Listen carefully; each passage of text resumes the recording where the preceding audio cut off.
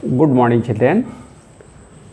अब आज हम दूसरा पार्ट देखेंगे,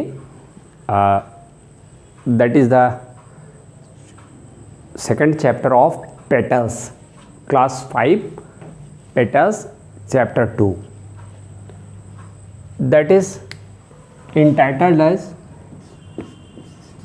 The Ant and the Dove। देखिए पहले टाइटल आप देख लें, ये जैसे लिखा गया है ये जो द लिखा है ये भी द लिखा है, अक्सर आपने देखा होगा पढ़ा जाता है। तो ये जो है यहाँ पर हमने पहली बात समझ लें कि ए यानी अल्फ़ा, ये जो वॉवेल है ना ए ई आई ओ यू, आंट जो है ए से शुरू हो रहा है, वॉवेल से शुरू हो रहा है, इसलिए इसके पहले ये जो द आया है यही दी पढ़ा जाता है। और यहाँ डी देखिए कॉन्सोनेंट से शुरू हुआ है डाउ, तो ये दा पढ़ा जाता है, ये दी और ये द। तो पहला अंतर तो आपने समझ लिया होगा, बहुत छोटी सी बात है, इसको हमेशा अपने ध्यान में रखें कि जब कोई जैसे द या टी एच ई के पहले अगर कोई वॉवेल से शुरू होने वाला शब्द हो तो उसको दी पढ़ लें, और जब कॉन्सोनेंट से शुरू होने वाला शब्द हो तो दा पढ़ लें। तो दी आंट एंड द डव। अब कैसे लिखें, देखिए पहले देखिए जो जब हम आर्टिकल लिखते हैं या टाइटल लिखते हैं तो टाइटल लिखने का तरीका ये है कि जिसमें मुख्य शब्द हों उनको हमेशा कैपिटल से लिखा जाए। लिखने में कापी में जब अपने आप लिखें तो क्या करें, मुख्य शब्द, अब जैसे इसमें आंट और डव मुख्य शब्द हैं तो इनको कैपिटल से हमेशा लिखें। जैसे आर्टिकल हैं, मान लीजिए आर्टिकल हैं द दोनों हैं, और कंजंक्शन है, वर्ब है, प्रीपोजिशन है। क्या क्या आर्टिकल, देखिए आर्टिकल चार चीज़ें हैं, आर्टिकल, वर्ब, कंजंक्शन और प्रीपोजिशन। ये चार चीज़ें अगर टाइटल के बीच में कहीं भी आए तो उनको स्मॉल लेटर से शुरू कर लेना चाहिए। जैसे यहाँ कंजंक्शन है, एंड देखिए स्मॉल लेटर से हमने लिखा है, तो ऐसे ही आप ध्यान दें कि इनको लिखा भी जाना चाहिए। ये सब कभी भी छोटे स्तर पर थोड़ा सा अभी शायद अनुकरण ना कर पाएँ आप लोग, लेकिन कोई भी जो इसको वीडियो देखेगा, शिक्षक भी मान लीजिए होगा, तो शिक्षक के लिए भी अच्छा होगा कि ये ऐसे लिखाया जाए और कैसे इसका प्रोनाउंसिएशन किया जाए। दो चीज़ें बड़ी अच्छी बताया आपने इस वीडियो में, बड़ा महत्वपूर्ण वीडियो इसलिए ये होगा कि जैसे टाइटल को लिखा कैसे जाए, कापी पर लिखा जाए, जो भी महत्वपूर्ण शब्द हों उनको कैपिटल से अवश्य लिखें। और अगर ये आर्टिकल आता हो, जैसे ए एंड द अगर आता हो, वर्ब आता हो, ये एम आर वो आज वर ये सब आता हो, कंजंक्शन आता हो, मैंने जैसे एंड है, बट है ना, ये सब प्रीपोजिशन और इन, ऑन, अपान ये सब आता हो, तो निश्चित तौर पर उनको अगर ये इस टाइटल के बीचों बीच में कहीं आते हैं, इन बिटवीन आते हैं, तो उसको हम स्मॉल लेटर से लिखते हैं, शेष अन्य शब्दों को हम कैपिटल से शुरू करते हैं। अच्छा, अब ये बात है कि प्रोनाउंसिएशन कैसे करें। जब वॉवेल बिगिनिंग वर्ड हो तो उसको इसी टी एच ई को दी बोल लें, और कॉन्सोनेंट बिगिनिंग हो तो उसी को दा बोल लें। तो ये क्लियर हो गया। तो अब चलते हैं, जैसे अब हम लोग एक रेफरेंस स्टोरी इसका बना लेते हैं। जैसे दोस्ती बहुत महत्वपूर्ण होती है, जब जो role of a friend is very significant in one's life, it is said role of a friend is very significant in one's life. जैसे दोस्त जो होता है उसको अक्सर ये होता है कि उसके सामने हम सब कुछ बता ले जाते हैं, कुछ भी नहीं छुपाते दोस्त से। जैसे भी बात करना हो, जैसे भी रहना हो, जैसे पहनना हो, जैसे खाना हो, कुछ भी हो, तो हम ओपन होते हैं पूरी तरह से फ्रेंडशिप। तो फ्रेंडशिप का अपना महत्व है और ये कई तरह से थ्राइव करता है। तो एक चीज़ ये है कि अक्सर फ्रेंडशिप कब थ्राइव करता है, कैसे थ्राइव करता है, कब थ्राइव करता है, वेल कैसे थ्राइव वेल करता है, मतलब अच्छे से निभता है, जिसको कहते हैं ना थ्राइव करना माने निभना, मतलब निभता है, अच्छे से चलता है। तो फ्रेंडशिप जो है थ्राइव कब करता है? वेल, जब हम इस जैसे हमारे काम कोई अगर आ गया तो हम दूसरे के भी लिए भी उपयोगी हों, काम आए। तो a friend in need is friend in deed, a friend in need is friend in deed. वास्तविक फ्रेंड तो वही है जो लिखिए हम यहाँ पर जो इसका ए friend in need is a friend Indeed. Indeed वास्तव में, वास्तविकता में वही एक सच्चा दोस्त है जो इन नीड ज़रूरत पर काम आवे। तो वास्तविक मित्र वही है जो ज़रूरत पर हमारे काम आ जाए। अब इसमें देखते हैं, पहला तो हमने ये देख लिया कि ये रेफरेंस स्टोरी क्या है, और प्रोनाउंसिएशन भी देख लिया कैसे हम लिखते हैं, कैसे करते हैं। अब let me explain you in English first. It was a hot day. Once there was a summer season and the day was very hot. An aunt was there. Aunt was living quite close to a river, and there was a tree, big tree, and quite close to it was situated quite close to the river, and the aunt was living there, and it happened that she had to go to a river to drink water as it was very thirsty. The aunt was just drinking water. Then anyhow she lost her balance and fell. She cried, help me, help me. A dove was there. Dove is a breed, another species of pigeon.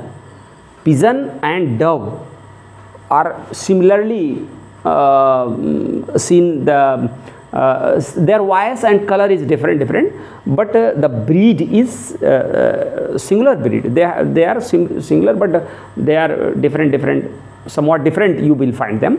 So a pigeon like bird is there, that is dove. In Hindi we call it panakhi, that is. So the dove was there. It was sitting on the tree, in a branch there was, and dove heard the voice. Dove plucks a leaf and drops it down in the water. When it fell, it floated on the surface of the water. By and by the leaf reached the ant, and ant got the chance to climb on to it, and by and by it floated and reached the bank, and she anyhow just saved her life by just putting on the when it get aside, when the floated aside to quite close to the bank, aunt got the chance to climb onto the ground, and anyhow she again returned to her home. She was very happy, and another day, some days passed, another day was there, and one day she was there, and she saw that a hunter was there. Hunter was aiming at the dove to shoot it, to kill it. So aunt just reached the leg, quite close to the leg. She bit the hunter from the back. She bit the hunter from the back, and the aim that the hunter was taking like this way. The hunter was taking the bow and arrow was there, and the aim was just slipped. Ouch! This way he cried. The hunter cried this way, ouch! And the aim missed, and the dove's life was saved. This way the aunt did her best to save her friend, who again we call it a friend. Again we call it a friend in need is friend indeed. Actually she paid the price of her own life when the dove saved by falling onto the surface of the water a leaf thereon. So we see a friend in need is friend indeed. यही हम सीखे, यही हमने देखा कि अगर एक सच्चा दोस्त है तो वो अपने दोस्त के काम ज़रूरत पर आता है, आवश्यकता पर आता है, दुख की घड़ी में आता है। चाहे उसको दुख की घड़ी कह लें, चाहे आवश्यकता कह लें, चाहे ज़रूरत कह लें, सारी बातें एक हैं। तो ये हो गया। एक बार ऐसा हुआ कि एक चींटी थी, तो इसको हिंदी में बता देते हैं। एक चींटी थी, तो वो नदी के किनारे एक पेड़ भी था, तो उसी किनारे पेड़ के कहीं आसपास रहती थी। उसको गर्मी तेज़ थी, तो उसको प्यास लगी। धीरे से वो नदी के किनारे गई और पानी पीने लगी। तो धारा तेज़ थी, किसी भी तरह से उसका बैलेंस बिगड़ गया, और बैलेंस जब बिगड़ गया, संतुलन बिगड़ गया, तो गिर पड़ी उसी पानी में और बहने लगी, चिल्लाने लगी कि बचाओ बचाओ। तो एक पड़खी उस पर बैठा था डाली पर, उसने क्या किया, एक पत्ता तोड़ा और डाल दिया उसके पास। और डाल दिया जब, तो थोड़ी देर बाद चींटी जब स्ट्रगल कर रही थी, तो धीरे से उसने क्या किया, उसी पत्ते पर चढ़ गई और धीरे धीरे पत्ता वो किनारे आ गया। किनारे आने के बाद जब वो किनारे आया, तो उसी जब धरती के किनारे आया, तो उसी ज़मीन के किनारे या लैंड जहाँ था, तो उसी पर वो चढ़ गई, अपने ज़मीन पर आ गई और ज़मीन से रेंग कर अपने पेड़ के जहाँ पर वो अपना जो है घर बनाया था वहाँ आ गई। इस तरह से उसका जीवन बच गया, डव ने उसका जीवन बचा दिया। अब एक दिन ऐसा हुआ कि एक हंटर आया, उस पेड़ पर डव बैठा था, तो चींटी भी थी। तो चींटी देखी कि डव को मारने के लिए हंटर ने अपना धनुष और बाण ताना हुआ था। और जैसे ही उसने ये देखा, पीछे से आई और उसके पैर में जैसे उसने ताना है ना निशाना मारने के लिए, तैसे काट लिया। चींटी काट लिया उसने, और काटने के बाद जैसे चिल्लाया और वो उसका निशाना चूक गया। बस डव फट से उड़ गया, बच गया उसका जीवन।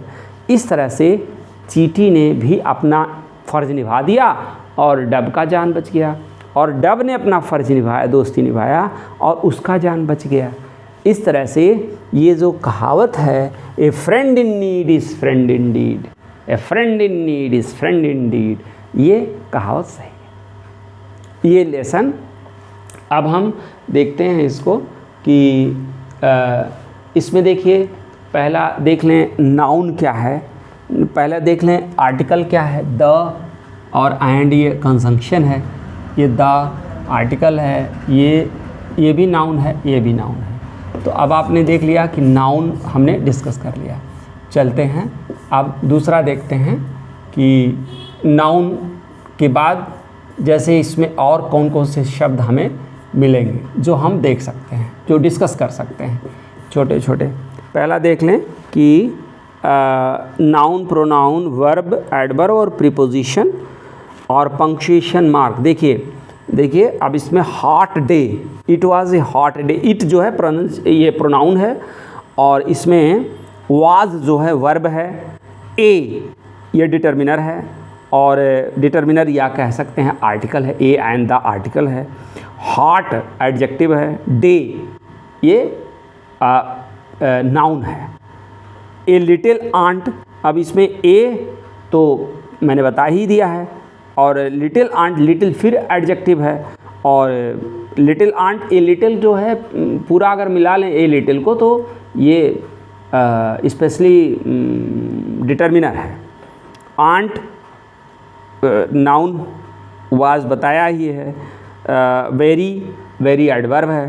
थर्स्टी ये एडजेक्टिव है, चूँकि एडजेक्टिव के पहले आया है इसलिए एडवर्ब है, इसको मॉडिफाई कर रहा है। सी, सी भी देखिए प्रोनाउन है। वेंट ये भी वर्ब है।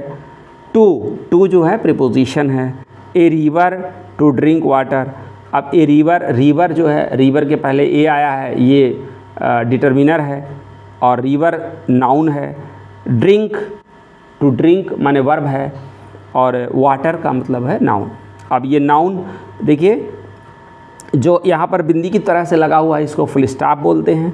और देखिए यहाँ पर जो दो कामा लगाए गए हैं ऊपर, ये हैं कोटेशन मार्क्स, और इसके पहले जो लगाया है सी क्राइड।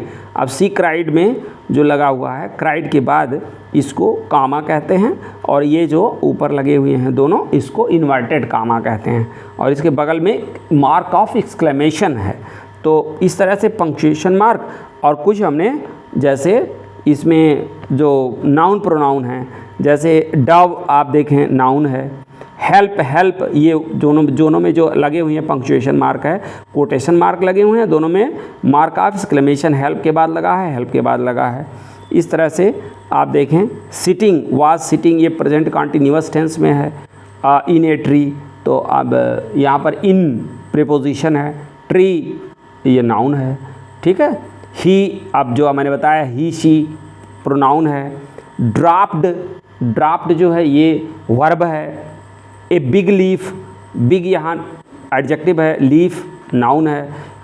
इनटू द वाटर, तो इनटू जो है वो प्रीपोजिशन है। अब ये इस तरह से आंट क्लाइम्ड, आंट क्लाइम इसको बता ही चुके हैं। क्लाइम्ड, क्लाइम्ड माने चढ़ गई, तो अब ये वर्ब है। ये आंटू ये प्रीपोजिशन है। ऐसे लीफ नाउन है, लीफ तो हो गया। फ्लोटेड, फ्लोटेड वर्ब है। बैंक नाउन है। In this way the ant was saved, अब सेव्ड जो है ये वर्ब है। वाज सेव्ड, ठीक है ना, ये पैसिव एक्सप्रेशन है। आफ्टर सम टाइम के बाद यहाँ कामा लगा हुआ है, देखिए आफ्टर सम टाइम ये फ्रेज है, एडवर्बियल फ्रेज है। The phrase adverb phrase. सा मतलब देखा, ये वर्ब है, मेन वर्ब। ए हंटर, अब ए डिटर्मिनर है, हंटर नाउन है। ही तो बता ही चुके हैं। पॉइंटेड इज़ एरो, एरो तीर ये नाउन है।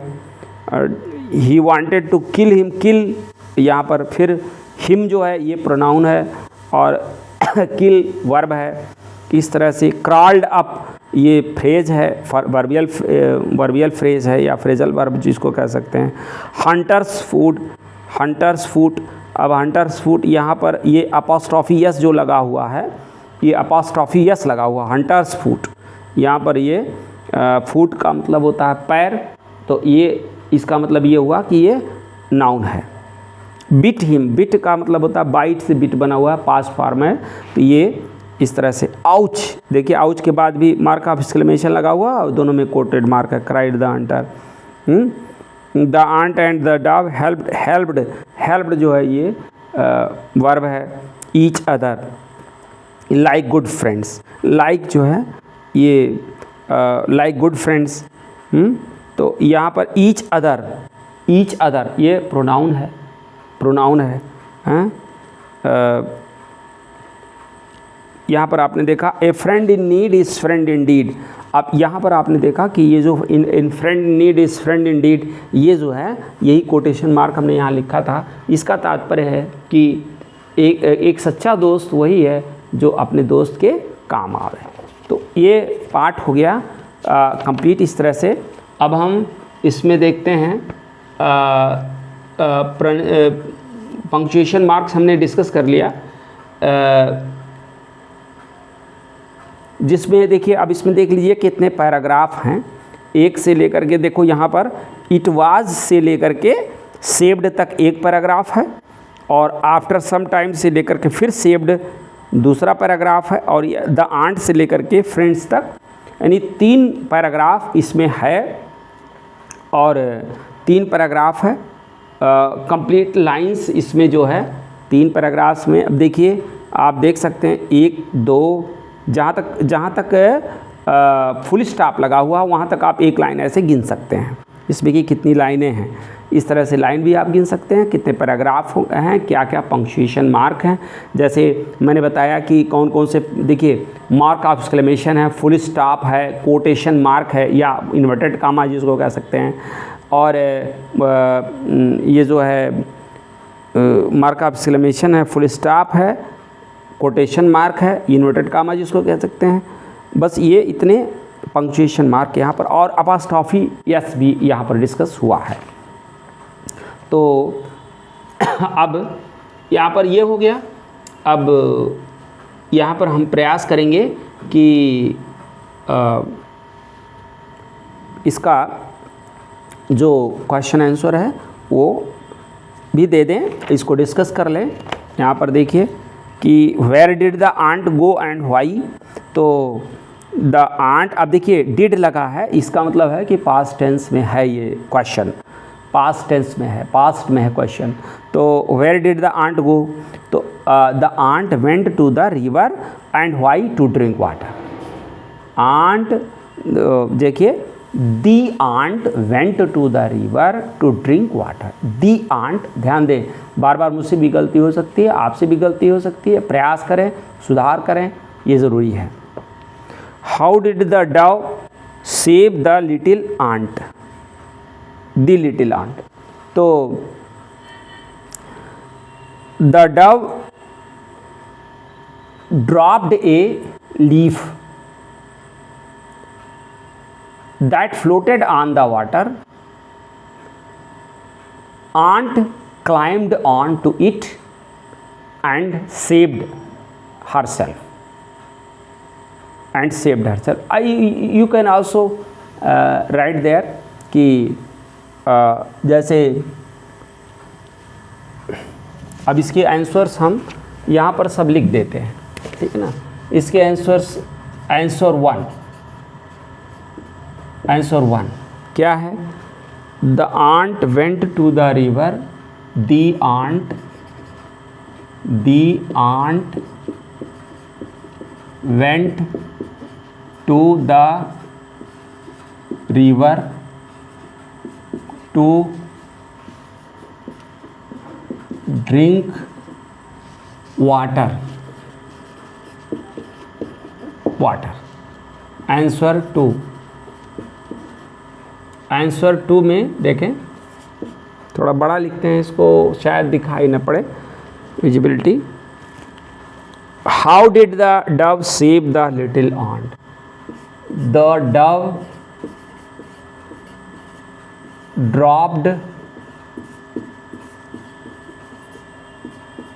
dropped a leaf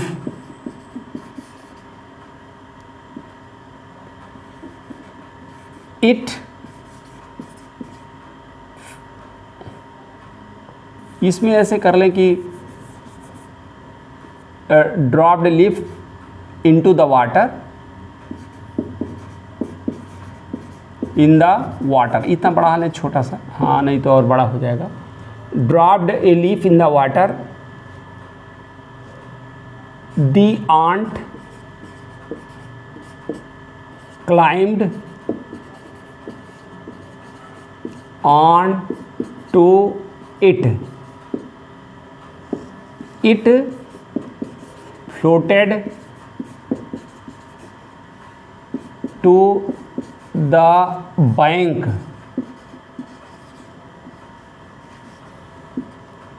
and thus aunt was saved, and thus aunt was saved.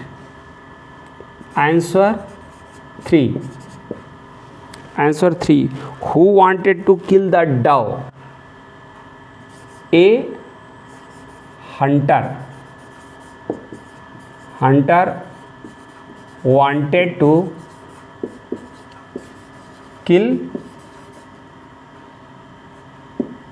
the dove. A hunter wanted to kill the dove. Answer 4. Why did the ant bite the hunter? The ant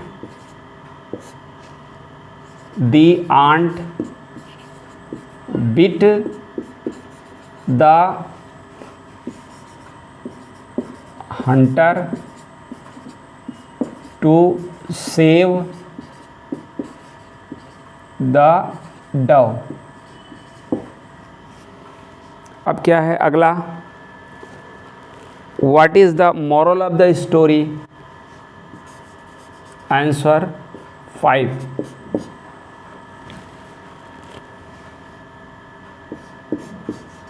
The moral of the story is a